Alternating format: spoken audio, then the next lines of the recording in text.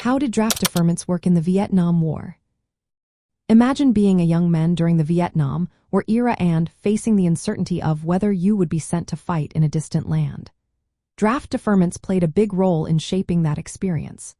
During the war, the government used official rules to decide who could delay or avoid military service. These rules were managed by local draft boards, which were made up of community members. They looked at each man's situation and decided if he qualified for a deferment. The most common deferment was for college students. If you were enrolled full-time in college and making steady progress, you could get a student deferment. This meant you could stay in school and avoid being drafted until you finished or reached a certain age. Many young men saw this as a way to stay out of combat and stayed in school longer. The draft process required men between the ages of 18 and 26 to register with the selective service system. Local draft boards had the power to classify men based on their eligibility and deferment status. Sometimes, these boards made decisions influenced by social and economic factors. For example, wealthier or well-connected men were more likely to get deferments, while working-class men often faced being drafted and sent to fight. This created feelings of unfairness and increased opposition to the war. Before 1971, the draft was based on calling men in order of age, starting with the oldest.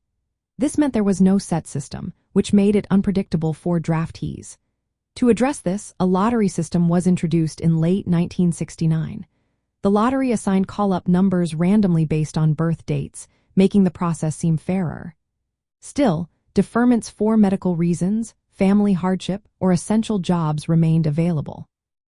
Some men even tried to get medical exemptions or join the National Guard or reserve units, which were seen as safer options.